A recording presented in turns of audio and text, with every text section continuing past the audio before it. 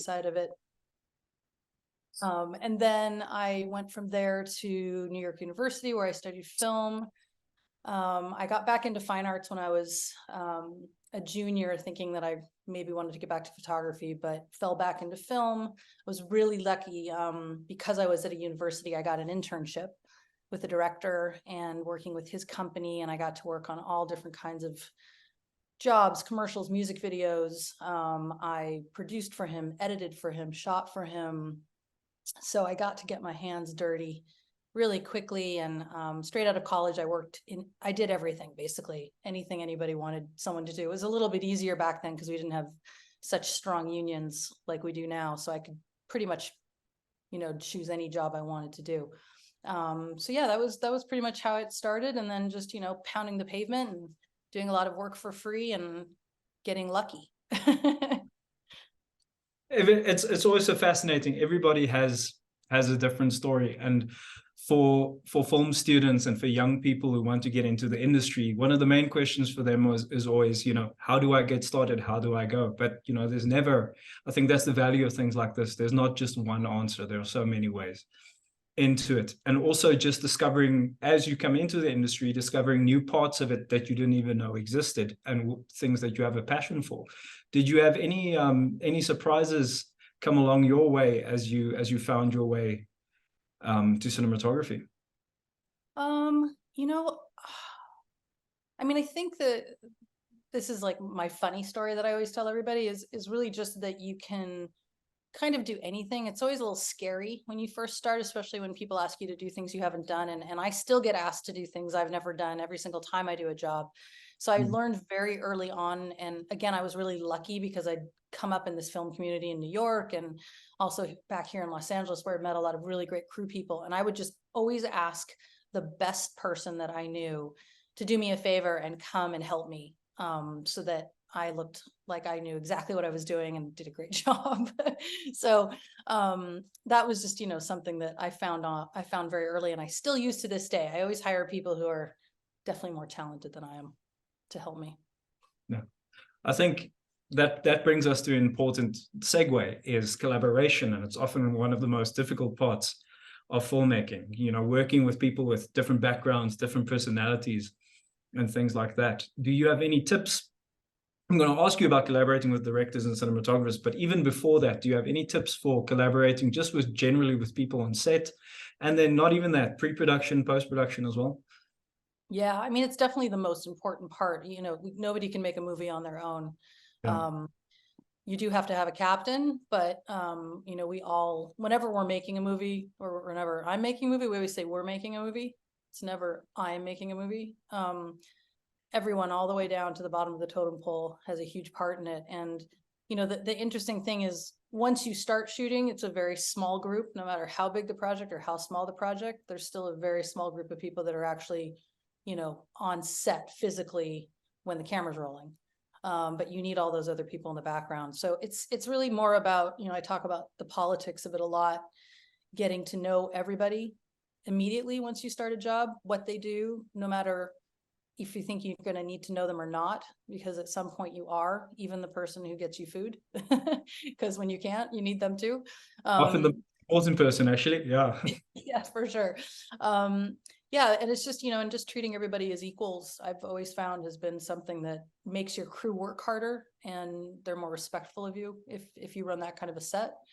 That was just how I wanted to be treated when I was starting out. I was 20, was in my 20s, early 20s, when I was starting to work on bigger shows, and I was really young, and it was definitely hard to get a lot of the older crew people to respect me, but over time you do gain that. It's a little bit trickier when you're young sometimes, but yeah, definitely make friends with everyone. That's my best advice. Yeah, I think that's one of the things you should carry through your entire life, especially when you're on bigger projects and in a medium that's so collaborative. You don't really have a choice but to depend on other people.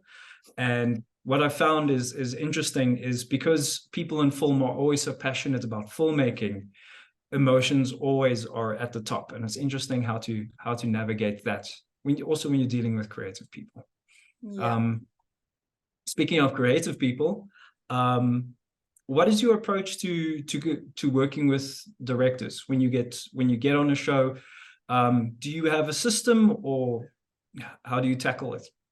Yeah, so basically, the process, I'm sure some of your students have been through this already, working on projects, that I go through is, obviously first you get a script, see if you like the script, how you respond to it. Then usually I'll have a call with the director, sometimes the director and the producer, but usually just a creative call first. These days I show up pretty much 99% of the time with a full lookbook. It's always a bit of a crapshoot. Sometimes, it's scary because you don't know if you're gonna hit the nail on the head or be completely off in left field in terms of what they want to do. But I find that if you don't, sometimes that's your last meeting. And I've had directors tell me that I got the job because I was the only one who showed up with one. Sometimes I haven't gotten the job because I've shown up with the wrong lookbook too, but I still think it's worth it.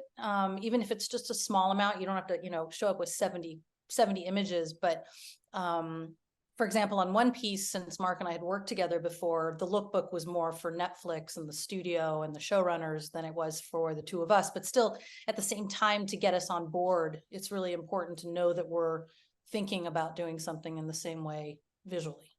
So I would say that for sure. Obviously, we get through that. And then if you get hired, then the next thing is to start making sure that, visually we're on par, and then you start diving into locations and choosing your gear and everything else, all of the above. And going back to the lookbooks, do you use shot deck for that, or where do you source your images from? Well, I used to use all kinds of stuff because shot deck wasn't around when I started, but shot deck is amazing. When my friend Larry started that, I was like, wow, that is so smart that you did that, because before we really only had Film Grab and Getty and lots of other places you could grab images from. But when I started off, I have a library of hundreds of art books, and I just pulled photographs and paintings and drawings because I didn't really have a lot of movie stills to pull from. And then I would just reference movies and then actually physically sit down with the directors and watch the movies and pause them and take stills with my camera. So shot deck has brought us a long way. Yeah, I think fine art has always been the staple for that, because it's it's the foundation where a lot of cinematography and photography comes from anyway. So it's almost as if it's the base language for all of those shots that you're going to find on shot deck anyway. But I think your advice about originality is important. And shot deck works with cross-referencing. So maybe just even if you're using shot deck, don't let your first idea be the idea that you go with, or shots that that grab your attention first. Maybe go a little bit deeper and add more tags and see what's below. It's like anything. I mean, when you're in school and you do research, you always want to dive deeper to have something different, and it's the same when you're working, for sure. And we do forget. We get a little lazy sometimes, but it gets noticed when you do. Yeah, definitely. Get caught out, I think, is the way. So I keep getting stuck in the lookbook because I think it's so important, and it's most of your movie gets done in pre-production. You can't wing it. You have to prepare. When you're preparing your lookbook and just your approach to shooting a series or a film or whatever project you're on, when you've got the script in your hands and you've read the script a few times and you're now developing your lookbook, is there any advice you can give to people to say, like, think about this when you're doing that translation? It's definitely a tricky thing. I mean, one of the things I love is when I see a lookbook that I've never seen before. And it's different because a lot of times I fall back into my old traps, and I've, some people, literally will like write the name of a movie and then just like put images related to that movie, or reference an artist and put images related to that artist. I love it when there's also something in your own words as opposed to just images that you can, in case you have to leave it behind or that has to get passed on to somebody so they can hear what your thoughts were about the project. And it can be very intimidating in the beginning, because you're also putting words into the mouth of someone who's written a script. So I kind of keep it on the visual note, but then I sometimes get into story as well and talk about, you know, how I see certain imagery enhancing that character as well. So I would say, you know, just add some personality to it, but make sure that it's visually clear. Okay, I think that's excellent advice. We spoke about working with the director, and then the people putting the things, especially, I don't want to talk about One Piece yet because I have so many questions. I can't tell you how much I enjoyed that show. But production designers, they're building, you know, these beautiful sets for you. They're massive, especially in, again, I'm talking about One Piece again. But there's an interesting collaboration that needs to happen between a production designer and a cinematographer. Can you speak about that a little bit and how you approach it?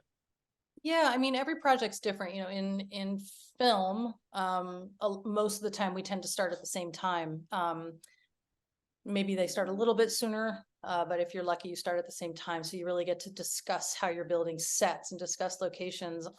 In television, even if you're shooting the pilot, the production designer tends to start before you, especially if they're doing big builds. If you're doing location work, again, you might start at the same time. So a lot of times you come on. I was really lucky on One Piece because we had so much prep and we started prepping before we were boots on the ground in Cape Town, but still they did a lot of work before I got involved. So so like it's very different. Every job is different, but it's the most next to the director and the assistant director, the production designer and costume designer, you know, depending on how far your job goes, visual effects, stunts, prosthetics, props, all of those departments, super important. But at the core, it is you and the production designer and the director who mostly are starting off in the beginning as the creative team. One thing that's awesome about your career is you've done so many different genres. Jupiter's Legacy has got one tone, Shining Veil's got another tone, Special Ops had another tone. One Piece has its own tone. I don't even know how to describe it. But how is it for you working between those different genres? Is there anything that you keep in mind as you shift between them, and things like that? Yeah, well, you know, I shot commercials pretty much for 15 years before I started working mostly in narrative. And when I shot commercials, I don't want to say pigeonholed, but I definitely had a style that was more of a lifestyle, natural lighting, handheld camera. It was also the trend at the time, was when, you know, we started shooting you know, just lots of more European style commercials in the States. And then we segued into Apple, which was like very, very stylized. And that was when I got my first taste of like, you know, being on really, really big productions to shoot a phone, which is really funny. And, you know, realizing, you know, what you can do in commercials.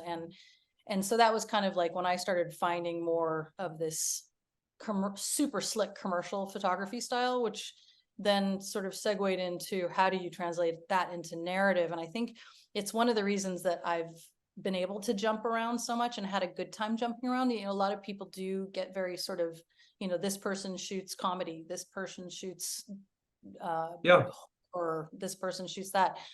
I don't know why I've been so lucky, I have to be honest, but I was in the beginning of my career, because I was trying so hard to be a dramatic cinematographer. My work was very, very dark. And I got some complaints that my work was so dark, people couldn't even see my reel. Okay. So I told them to go into a closet and get over it. But so I started looking for some more accessible work. And, you know, I did a bunch of shows, but obviously, you know, Bad Sisters was probably the first one that was really successful. And that was just a couple of years ago. Yeah. So, you know, I think keeping yourself flexible, you know, unless you really just want to do one type of work. I just have a lot of fun jumping around. And again, you know, it's kind of like I was saying is it can get a little bit stale if you also don't reinvent yourself or try to find something new or challenge yourself. I think it's like, again, it's scary sometimes when you're doing it on a job. Yeah. but there's plenty of people out there to help you and guide you when you're doing something new, you know, whether it's stunts or water work or aerials, or everybody has to do it for the first time. So I think that's a very special skill, and it's also something that a lot of people struggle with, moving between those genres so seamlessly, and a lot of people don't succeed in that. So I think it's impressive, but it's also very wonderful that you're able to achieve that. And I think it also leads to a certain amount of reinvention. Like you mentioned Bad Sisters. That's a show where the visual language and the content of the show almost had this contrast between the two, where, you know, it's a comedy show, but there's moments where visually it feels very dramatic, to me at least. And I found that very interesting. And I wonder if that's where it comes from, or am I misreading it? yeah. Well, so Dervla and Sharon Horgan, Dervla Walsh and Sharon Horgan, I had done Shining Veil before. So they put a lot of trust in me coming into it, but still, it was the first time, you know, that Sharon had done a dark comedy. And so, you know, and Dervla and I came more from, Dervla had done Fargo and, you know, Pretty, and, you know, Jessica Jones and some really intense shows. And so we had to kind of find a fine line, and even I had to go through a learning curve where we started off, and even Apple was kind of like, ooh, this might be a little too dark for this subject matter. So I kind of came up a notch and they came down a notch, and we found our happy place. So yeah, it's just finding that balance, you know, what's important for the story. And you know, that's something that you always have to, you know, check yourself and make sure that what you're doing is right for the story. That was a really tricky thing, of course, with One Piece that we'll talk about, was making sure to honor the story. Yeah. Yeah. Well, I think, just to mention Bad Sisters again, I think you did it. It was, the show was more interesting for me because of that approach. So it's nice to hear how it came about and how that happened. Thank you. Yeah. But speaking of learning curves and things that are difficult, maybe let's talk about One Piece a little bit. Easily the most original thing on TV at the moment. Incredibly ambitious. For those who don't know, the show is infamous for being almost impossible to adapt to live adaptation. You have the honor of proving that wrong, because it has been it's greenlit for season 2, and it's absolutely fantastic. And also shot in South Africa. So I've got 2 questions. How did you get onto One Piece, and how do you feel about the show when you got it? And how was it like shooting in South Africa with South African crews? Because I know also a lot of sorry to interrupt, but a lot of key people were South Africans. I think the production costume designer was South African, and the prosthetics designer was South African as well. So working with those people, what do you think?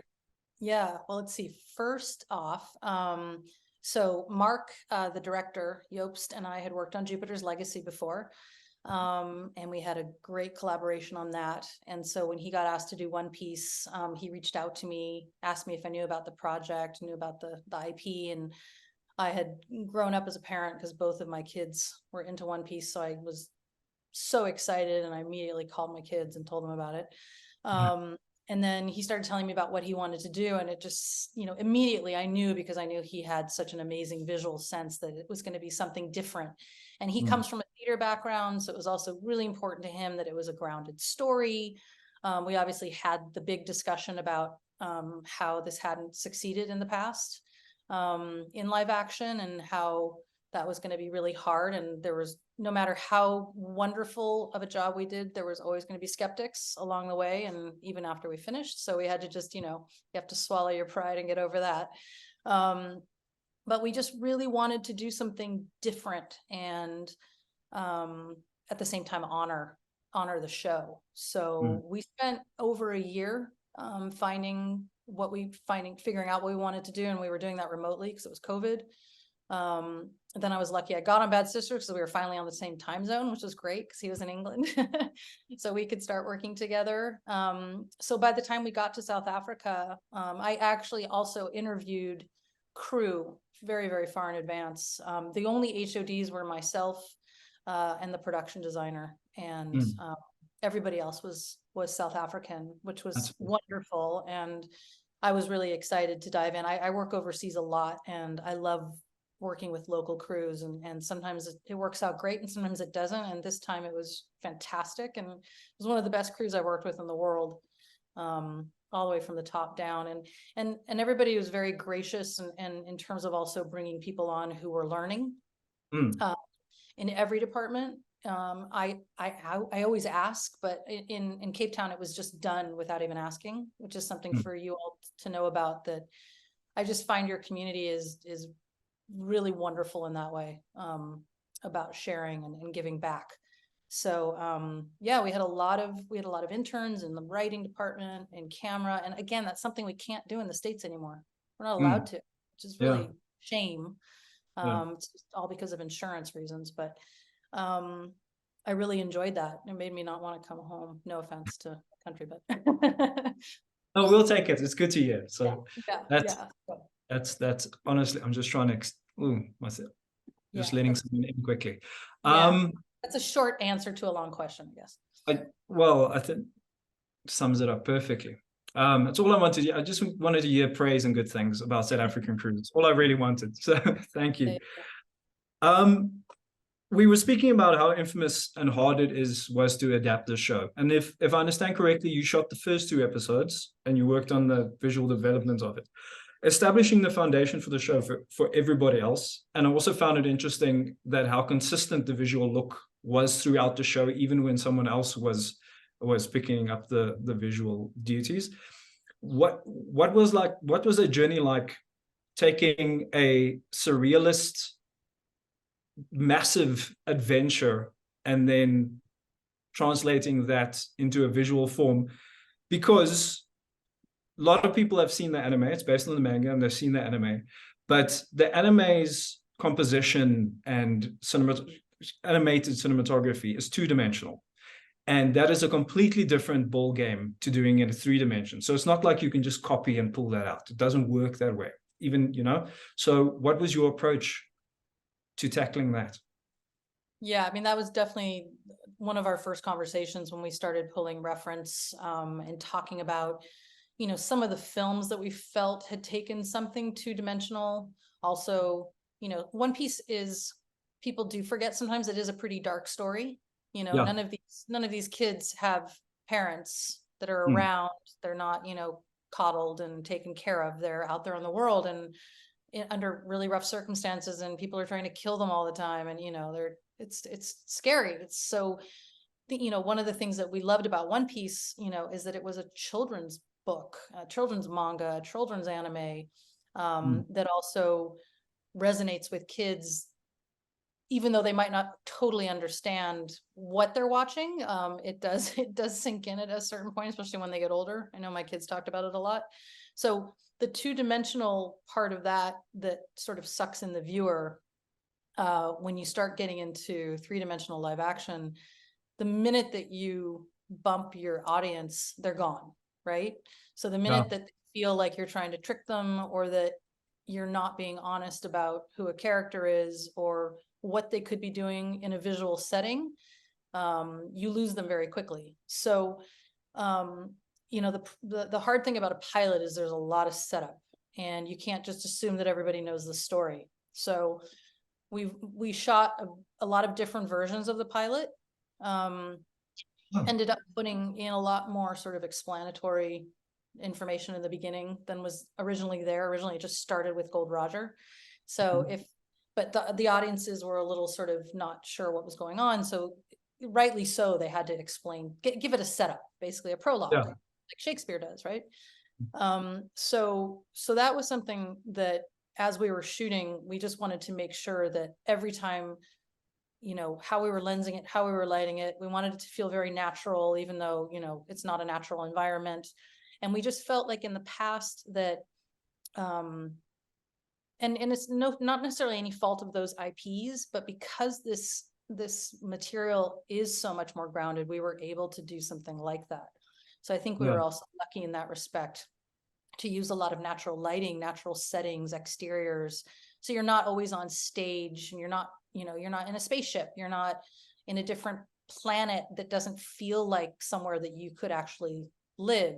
This has, islands and boats and you know, obviously some crazy characters, but still, you know, they're just villains. Yeah. They're just people. So I think we were lucky. I don't want to downplay what we did, but I think that we also were able to start from a much better place, I think, than some of the other material.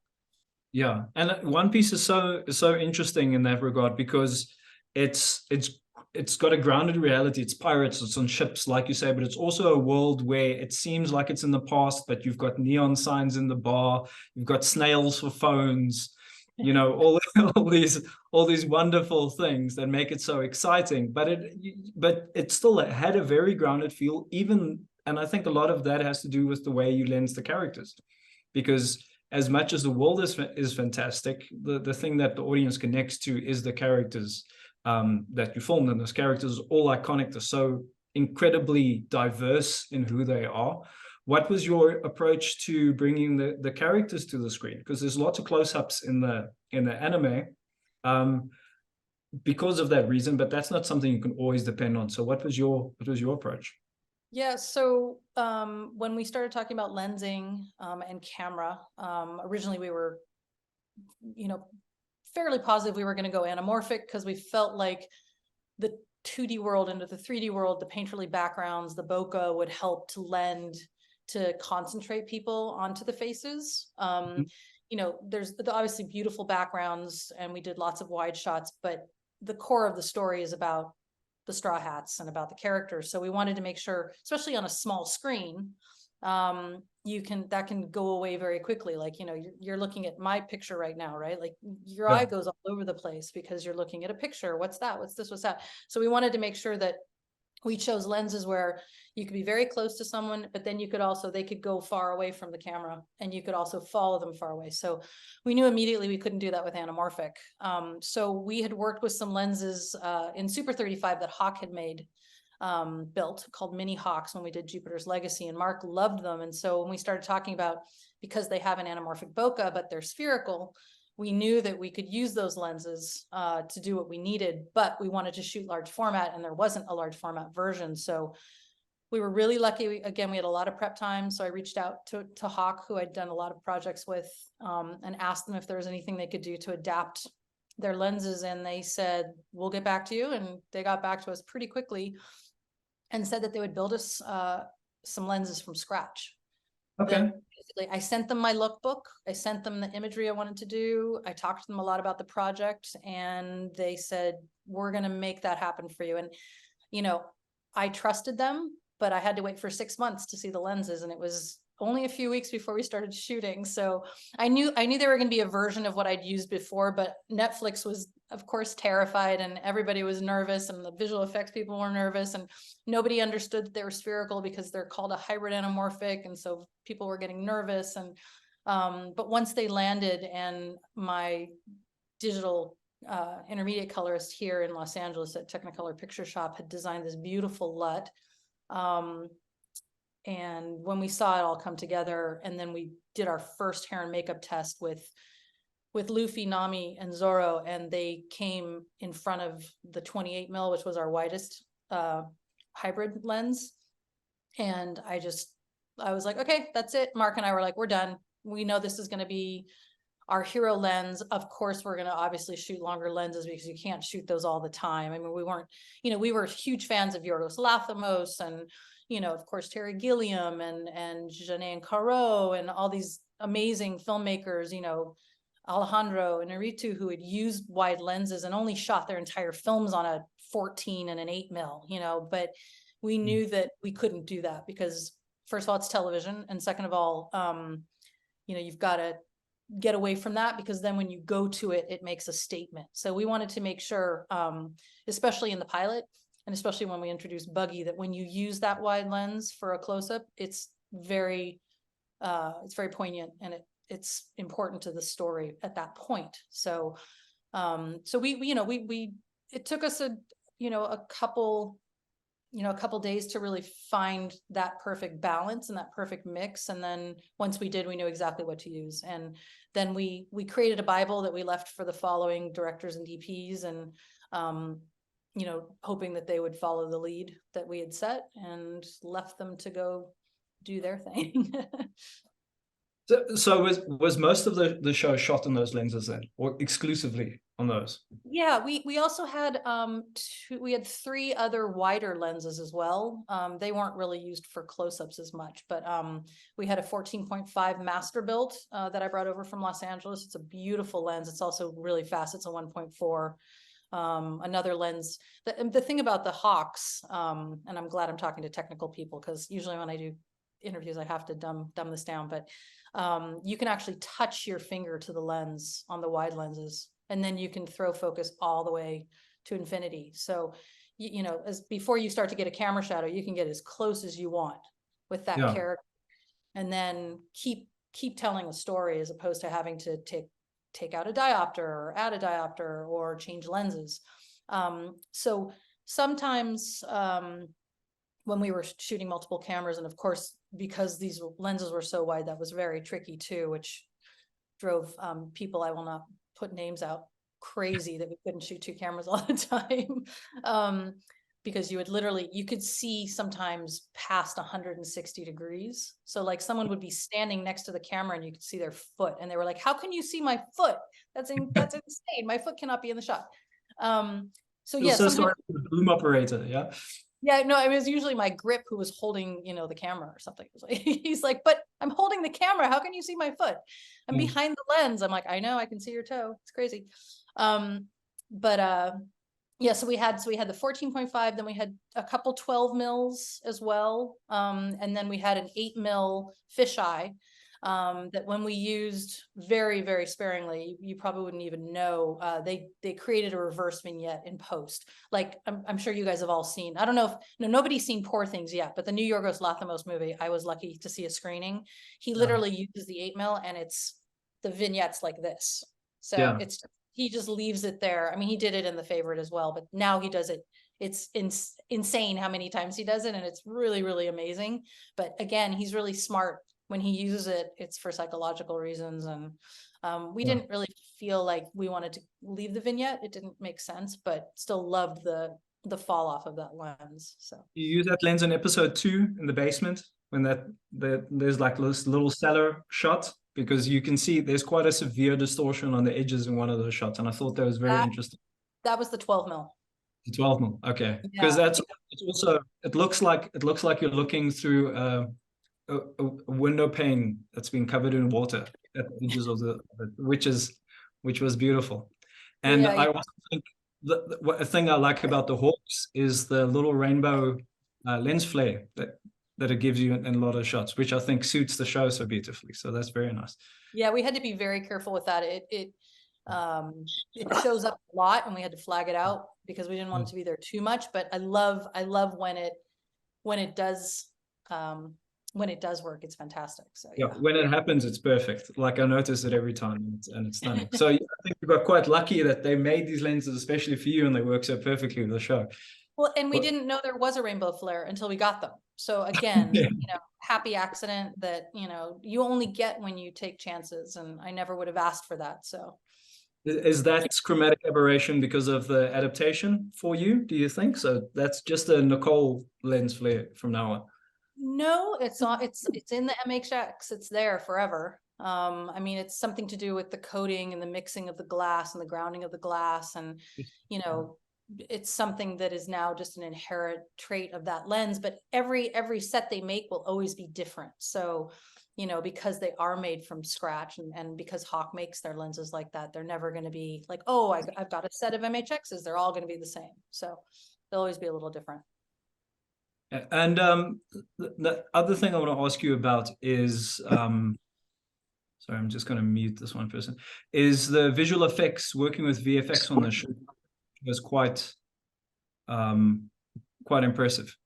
Because there's quite a bit of it, and it's unlike what you typically see. So I'm sure there's a little bit of volume work, there's a little bit of shooting plates, but how much, we were talking about learning curves earlier, how much of a learning curve was it figuring out those unique devil fruit abilities and then translating those visually? Yeah, that was the first thing that we started working on actually when we first landed in Cape Town. 4 months, we had 4 months of prep to R&D. We were obsessed with Luffy's you know, gum gum pistol, of course, Mm. because Yeah. that nobody had done that. And we'd seen, you know, there were lots of movies where they'd had rubber people and rubber men, and it never looked like the limbs were actually limbs. So we were talking about, you know, do you keep an elbow? Do you keep, you know, hair on his arm? Do you keep, you know, all these different things? Do you shoot the actual hand? Do you create, you know, the move in camera? Do you shoot it on blue screen? Do you shoot it on, you know, we went through so many different iterations. I think we did 8 full camera tests with with full camera, cranes, visual effects, just to try to figure out the punch. I won't want to give away the secrets, but it ended up being a lot more simple at the end of the day than we thought it would be. And I'm glad that it did, because we didn't have to spend a lot of time doing technical things when we really wanted to be seeing what he was doing, as opposed to the punches. Yeah. The punch is really cool, but you know, you see it once or twice and it's like, oh, okay, I know he can do that. Like things, I Yeah. think when he stretches his mouth is much cuter. Like that was just done with a rubber band. Literally, he Yeah. puts a rubber band in his mouth and stretches the rubber band, and then they just fill out the rubber band. Ah, I see. Okay. We never did prosthetics, built hands and things, so he could actually, like, you know, we could have the fist come into camera, so there was a Mm. reference, but then it was all done in CG. We didn't do any volume work on this at all. No LEDs. It was all either blue or green screen or just rotoed. Okay. Um, Awesome. yeah, that was just something we talked about. Netflix talked about building a volume for this. And then one of the things, Mark and I were concerned that that would take us away from the grounded quality of the film. Cool, huh? So it was something about being outside, being in those tanks. I mean, I hope your students get to go to Cape Town Studios someday, or I'm sure probably some of them have been there. Because they have these incredible tanks, and you know, like where Baratier was built, and where we had Windmill Village, there are these giant bodies of water. So when you're shooting, you're actually in the water. So you really feel like you're where you are. There were a couple times, I mean, obviously the Love Duck and Garp's Warship, and sorry, now I'm outing myself, but you know, Going Merry and a bunch of ships. Shanks's ship we did put into a tank.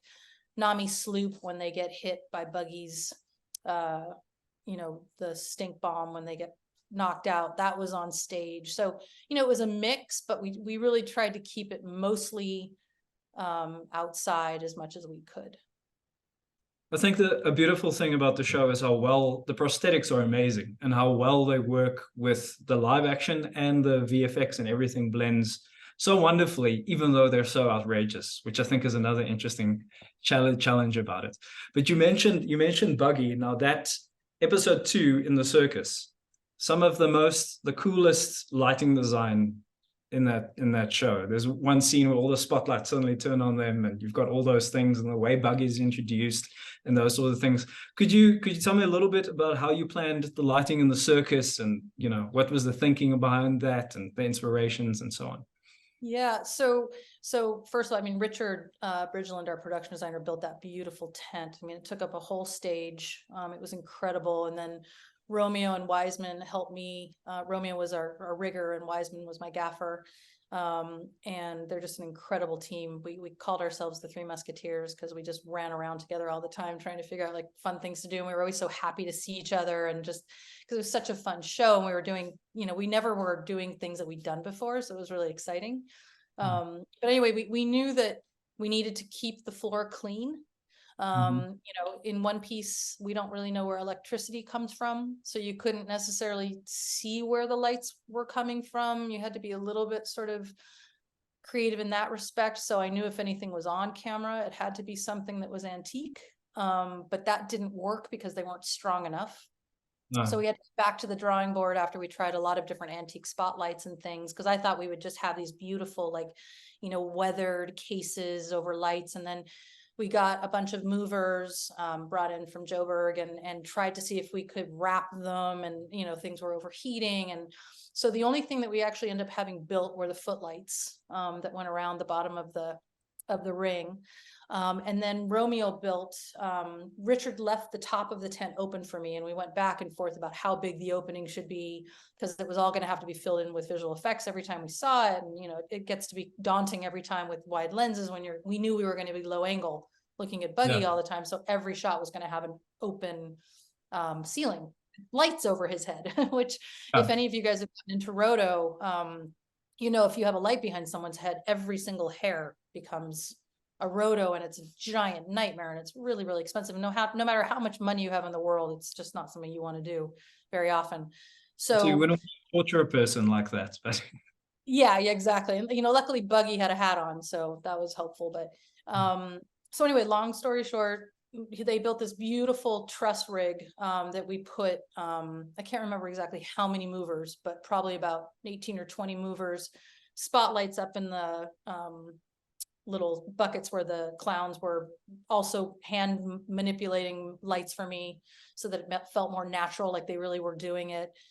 Everything was on iPad, so my dimmer board op, Rohad, and I could walk around and literally, as Buggy was rehearsing, he and I were just whispering and moving things around, because even though we'd pre-lit for a few weeks, we knew that when Jeff showed up, he was going to do something totally different and improv on the day. So we had to be really on our toes, that we were like, okay, shoot, we were planning on him going over here. Now he's going over there. So you've got to turn this backlight on, dim that one down, turn this one on. I mean, we were just running around like crazy every day we shot in there. I think it was for a couple of weeks, trying to do that. So it felt like more like I was doing a theater piece, a live theater piece, I should say, than actually a film. And my poor scripts, we had 2 script supervisors and they were going crazy too, because we were trying to match everything that we'd done.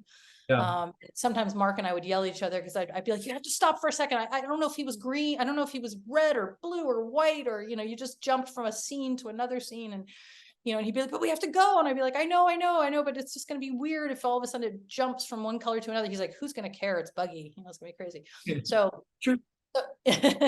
So anyway, so lots of that. And, but yeah, it was so much fun. I mean, that was so much fun. And the one shot you talk about where the lights come together, one of our favorite references for this show was Slumdog Millionaire. And when they do Who Wants to Be a Millionaire, and the lights did that, we stole that from them. I'm going to be totally honest, because we just thought that was such a great way to say, like, hey, look at me, like now it's all about me. So which fits the character perfectly. But when I was watching the episode, I was trying to reverse engineer it in my head, which is impossible. It drove me insane. Because what's so clever, everything I don't know how much of it was purposefully timed, and how much of it was happy accidents, but it felt so dynamic. It felt so almost chaotic with the character, which was awesome. But speaking of a character, Buggy and VFX. Now, I mean, that must be quite something to film, because it's such a unique power. And I'm sure the collaboration with VFX there must have been quite challenging and a lot to think about. Can we chat about that a bit? Yeah, so again, lots of R&D. We had never done that before. New technology was created for his head to be separate from his body while it's talking. There's a company here called Scanline in Los Angeles that created this technology. So we filmed his body in South Africa, and then they filmed his head. That was the only thing we did on a volume. His head was on a volume here, and then he redid all of the dialogue, so that they could then take his head and move it around. So basically on set, we shot it just like you would shoot a scene. So he would animate himself to feel like his parts were popping off. I mean, Jeff is an incredible, actor. And the first time I was nervous about how we were going to be able to have somebody do that when they can't actually pop their arms and their head off. We did put him on wires, obviously, so he could be floating, but he would just do little things like click his head, or pop his elbow, or shoulder, and just do these things with his body. I mean, he's like a circus performer for real. So I have to give him a lot of credit. And then, then you give it to VFX and you wait for them to finish. That's, we saw a little bit of testing, but nothing like they would do in a final. Yeah, but it's while I was watching the show, I was looking at, because when you meet Buggy for the first time, he's very hyperbolic and it's like this. But the more you watch the episode, the more you realize what an impressive performance that is. And something that complements that performance very well is the way that episode is lit, because it starts out bright and exciting and it kind of tapers down when the mood of the episode changes and it becomes more threatening. The lighting reflects that too. Can we talk about that? I think you've touched on it a little bit, but can we get a little bit more specific about that thought process and that move? Yeah. So when, again, when we were talking about films that we loved, we went back to Moulin Rouge, and I said, when Buggy enters the tent, I wanted to feel like Moulin Rouge. Yeah. And then, because they're supposed to be kind of confused, and it's trickery, like you're tricking children into, chitty chitty bang bang. I don't know if anybody's seen that movie, but I have to give my age yeah, away. bringing them in, hey, come into my world, come into my world. And then obviously it's not a fun circus tent. Fairly quickly you realize when you see people chained up and how creepy everything is. And so Mark and I, went through the script and, made arduous notes about when the lighting was going to change. When we pre-lit, we put the lighting cues in so that when Jeff was acting, they were there for him.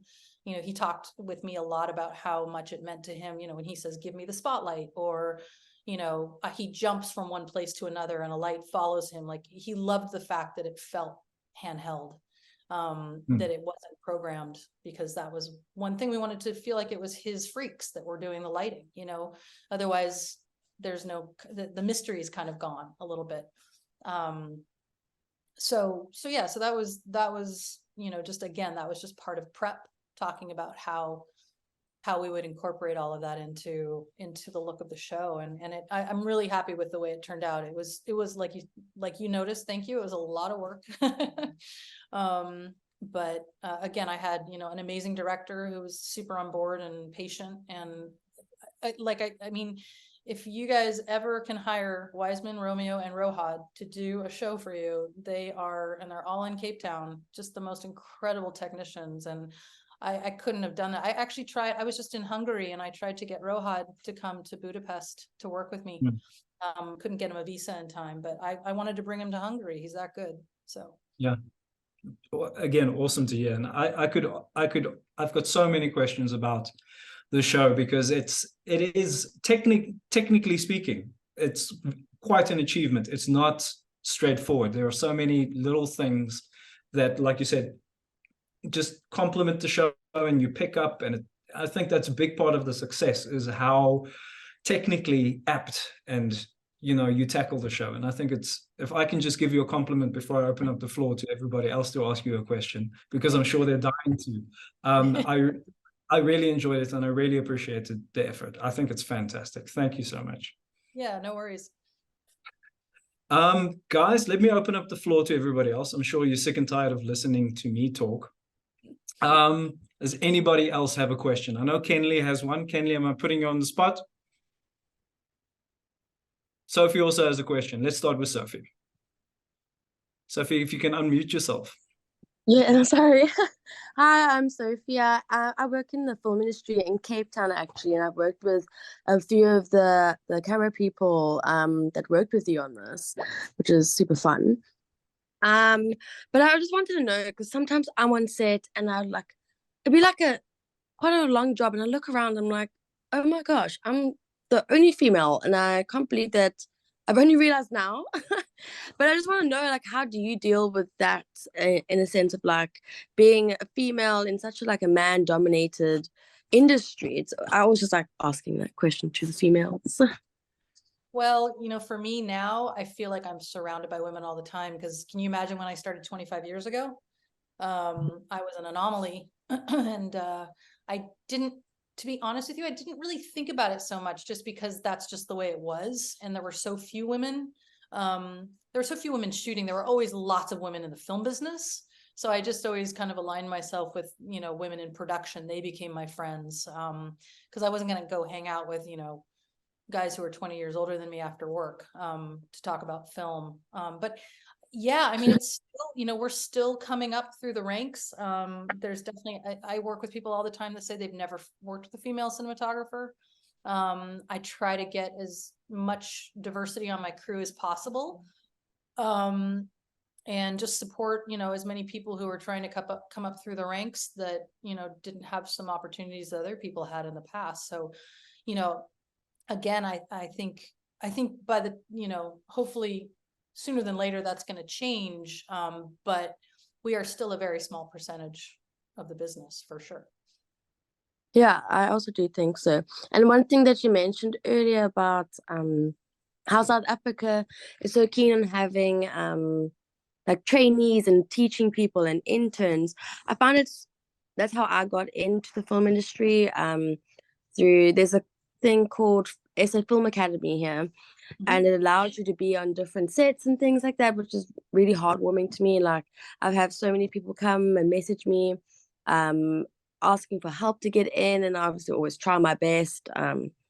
But I think it's really heartwarming that everyone's so eager to teach everyone. Yeah, no, me too. I mean, we had a lot of people from, well, I don't know how many people from that program, but I know 2 people in the writers room. I'm not sure how many people on set, but a few people in the art department as well.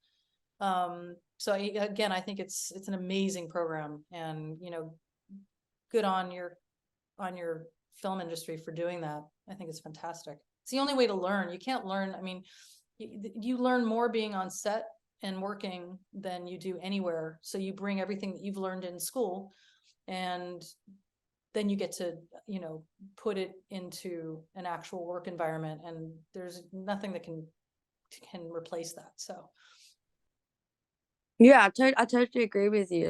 Like you said, where you from, they don't allow interns and things like that. But I can't imagine someone like in camera just being like, okay, I'm gonna become a second AC, but I have no other experience. I'm just gonna become one. It doesn't really make sense to me. yeah, I mean, you just have to work non-union. That's the problem, and the unions here are very strong. So people figure it out. I mean, they work at camera houses, go to film school, which is great. It's just harder now if you want to just finish and get right into the workplace. It's a lot harder to do that than it used to be. So it's, you guys are lucky that you have these wonderful film schools. There are only a couple. There was literally NYU, USC, UCLA, Columbia. I don't even know where else there was film school when I applied. So I basically had like 4 choices. Now there's hundreds and hundreds and hundreds. So I think it's fantastic. And you guys reaching out to people in the business and getting to actually work on sets while you're in school is great. I mean, obviously not you because you're working, but the other people. Yeah, it is. It is. Thank you for answering my question. Yeah, no problem. Thank you, Sophie. That was a good one. Kenley. Hi there. First of all, it's a really good pleasure to meet you. And it's basically a 2-part question. So each character has quite a unique personality. And how did you use cinematography to reflect their individuality? And were there any specific visual motifs or techniques associated with certain characters? So we decided with the straw hats, when I was talking earlier about when we were testing the lenses and we put that 28 mil on the camera for the first time with the 3 straw hats that we had in the first 2 episodes, we knew that those characters, the pinnacle characters, were going to have a signature lens. So that they really stuck out every time you saw them on camera. So every time you introduced a new character, we wanted to make sure that they had some type of something different about them. And I didn't get to do that with every character since I wasn't there for the whole show. But with Luffy, Nami, Zoro, and Buggy and Alvida, we chose that lens to feel like you had some kind of a connection in terms of those characters being important in front of the camera. And then, obviously in terms of a lot more than just what I did, production design, costume design, that was obviously very important. And the wigs that they were wearing to keep them, close to the original characters in the manga as well. So we were just trying to stay true to that. And, again, because this was something that we were adapting, we didn't have a lot of creative license. So we looked at a lot of anime and those characters were always coming at you like, looking really close in the camera. And so we just knew that we wanted to make sure that we honored that. And it's, it's different. It's a different type of storytelling, but it definitely was the right thing to do for this story. Thank you so much. Thank you, Kenley. Ryan, I think I know what you're going to ask. Thanks, Uncle Charles. Hi, Nicole. Ryan here.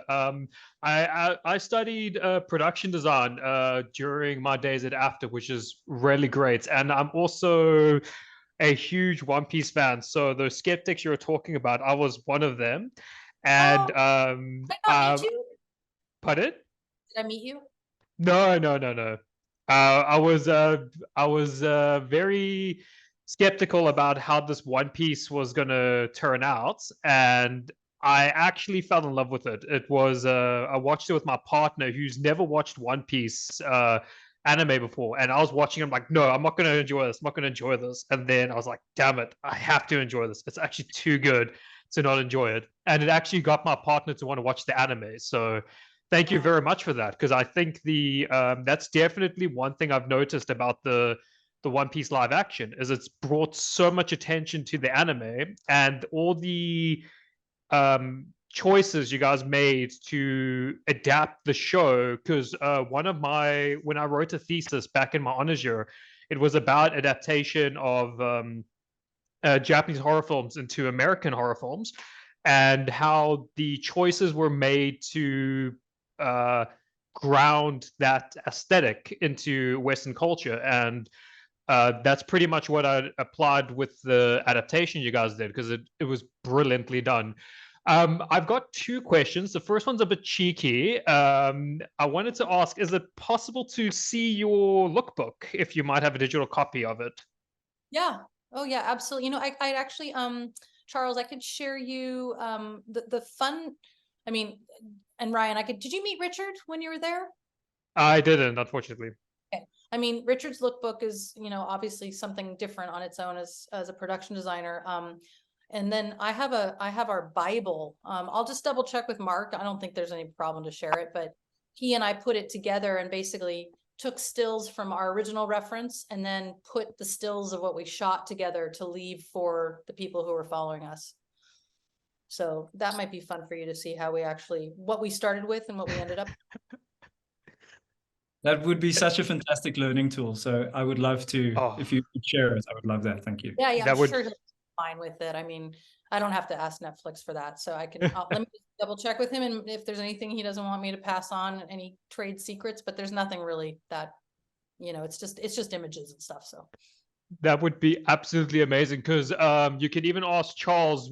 Back when I was studying as a production designer, my biggest go-to was always pre-production, and I was very meticulous about pre-production, especially when designing my sets. Is if my set was going to be built, it was going to look exactly like how I designed it. And I really love looking at other people's methodologies and their lookbooks, because especially when I became a lecturer, I explained to the students like how important your pre-production and your lookbooks are, and a lot of them don't seem to understand it. So it's so brilliant hearing you talk about it. And every time Charles has these discussions, I always ask, like especially with cinematographers, how well did you work with the production designer? How much pre-production went into like this process? And 9 times out of 10, it's like immense pre-production. My second question is, how much reference did you pull from the actual anime? Because, like I said, I'm a very avid watcher of the anime and reader of the manga, and I noticed quite a few of the shots were very close to the anime, or like as close as possible. So I'd like to just ask that question: how much reference did you pull from it, and how much was it like your own design? yeah, I mean, basically, so Matt and Steve, the showrunners, they were in touch with Oda. You know, we weren't. And Oda's very, very private. He doesn't talk to anybody. So there was a lot of back and forth with the studio in Japan about which canons they really wanted us to represent.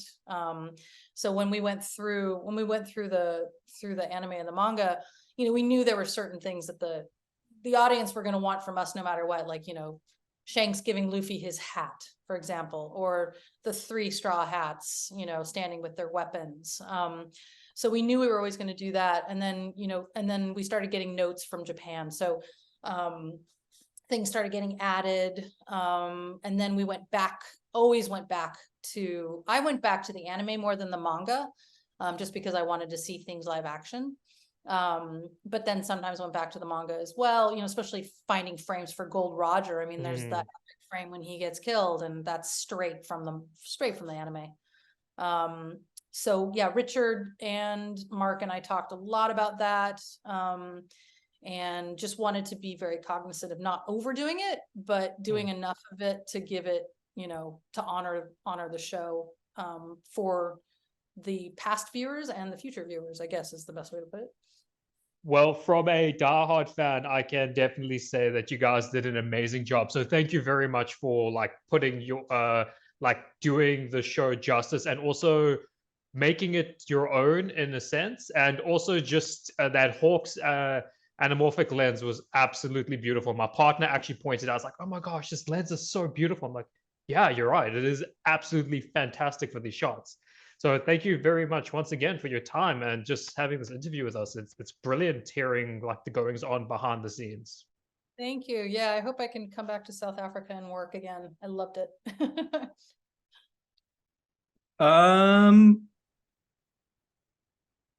Dane, are you ready? Yes, I am. Hello, Nicole. Thank you very much for talking to us. I really appreciate it.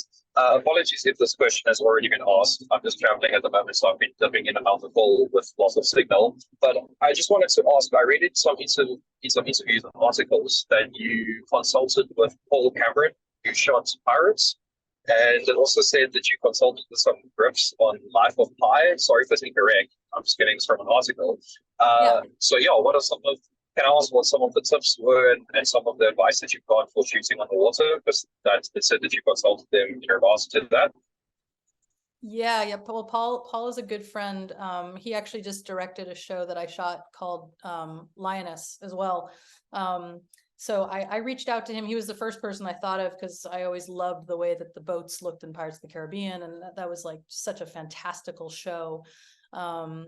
And then one of my key grips, who unfortunately just passed away about a month ago, he was the key grip on Life of Pi, and they had built those giant, basically they built tanks in Taiwan, and then they covered them with silks so that they were constantly in this sort of diffused, beautiful light. And so when I saw the pictures of what was going on in Cape Town, and I saw that everything was outside, and that we weren't shooting on open water like they did in Pirates, and that we weren't shooting inside like they did on Life of Pi, I unfortunately couldn't use much of the advice that Paul and Herb gave me. So I kind of had to go back to the drawing board, which I was really lucky that the crews in Cape Town, you know, they'd all been on black sails, so they knew exactly how to work in these tanks and how to manipulate the boats, what boats could go on stage, what boats needed to be in the tanks, how to crane these boats into the tanks. I mean, if we hadn't have had that crew that had all that knowledge, we'd probably still be shooting today.